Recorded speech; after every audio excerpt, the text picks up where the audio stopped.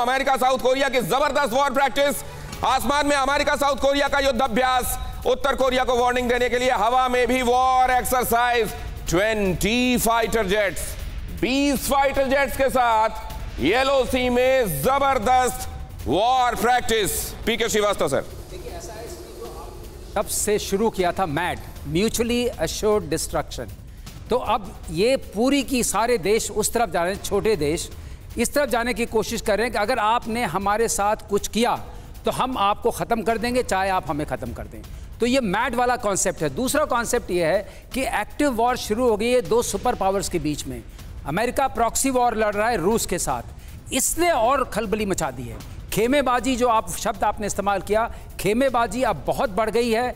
Divisive forces अब work पर आ गई हैं और हर आदमी ये संकेत देने की कोशिश कर रहा है कि अगर आप हमारे आसपास आए तो हम आपका खात्मा कर देंगे।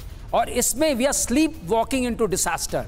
इसको बिल्कुल एक तरीके से कहेंगे सब लोग एक निद्रा में आ चुके हैं और एक बहुत बड़े विध्वंस की ओर बढ़ते आ रहे हैं। ये बहुत बड़ी बात कही जा रही है। इसका बहुत बड़ी चीज है। इसके लिए लीडरशिप का, ग्लोबल लीडरशिप का आना और इस चीज को दूसरी शांति की ओर मोड़ना बहुत जरूरी है। जो आपके ही शो में हम लोग कई बार कह चुके हैं कि अमेरिका जो बार बार कहता है कि हम अब लंबी रेंज का देंगे, ब्रिटेन कहता है और लंबी रेंज का हम आपको सामान देंगे।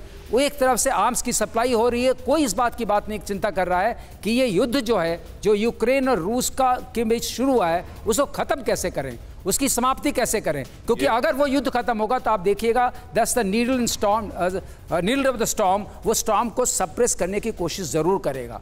ये बहुत बड़ी बात कही जा रही है और ये अनुमान लगाइए जहां से हमने इस कार्यक्रम की आज शुरुआत की कि एक बहुत बड़े एक्सपर्ट ने ये कहा है कि रूस अब यूक्रेन के खिलाफ टैक्टिकल न्यूक्लियर वेपन का इस्तेमाल कर सकता है, क्योंकि उसके दिमाग में ये बात आ रही है कि जापान ने भी तभी सरेंडर किया था वर्ल्ड वॉर 2 के समय जब उसके ऊपर न्यूक्लियर बॉम्ब गिरा दिए गए थे। वहां से उसी टेम्पलेट को यहां पर रेप्लिकेट किया जा सकता है। ये देखिए एक जो बड़ी बात कही गई पीके श्रीवास्तव साहब के सब तरफ से, we are sleepwalking towards the disaster.